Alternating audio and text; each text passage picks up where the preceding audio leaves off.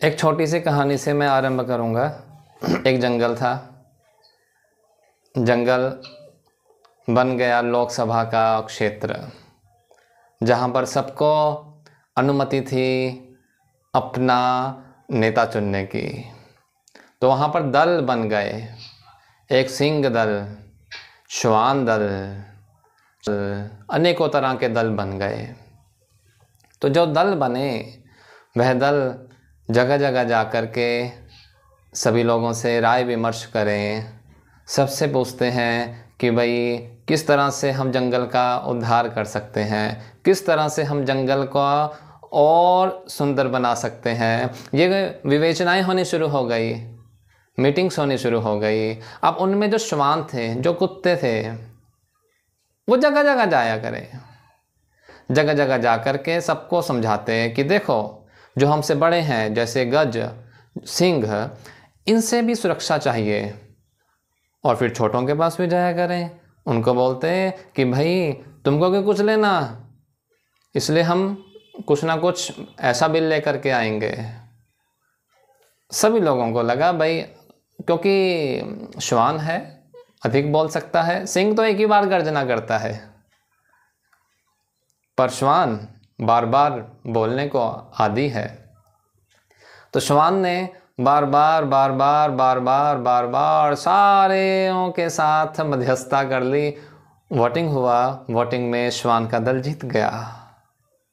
विपक्ष में भी श्वान, पक्ष में भी श्वान। तो जो दल जीता तो वहाँ पर बिल पास करने होते थे। अब बिल पास कैसे हों, सभी एक दूसरे को भौंकते रहते। जब कुछ भी जंगल का ना हो पाया तो अंततः सभी जानवरों ने सोचा कि भाई बंटाधार हमारा हो गया। इस पंचतंत्र की कहानी का अभिप्राय ये है कि जीवन में जैसे हम गीता का, श्रीमद् भगवद गीता का 16वां अध्याय अध्ययन कर रहे हैं, समझ रहे हैं, जिसमें दैवीय और आसुरी संपदा का विभाजन और उस पर चलकर किस तरह के मनुष्य का स्वभाव व्यवहार बनेगा, ये सामने चीज़ें आ रही हैं। तो अब चुनाव आपको करना है। जैसे जंगल के जानवरों ने चुनाव किया, श्वानों का और जंगल का कुछ भी नहीं हो पाया, उसी तरह मैं आपसे कहूँगा कि आप चुनाव कीजिएगा ऐसे मूल्यों का कि आपका जीवन उत्कृष्ट हो पाए।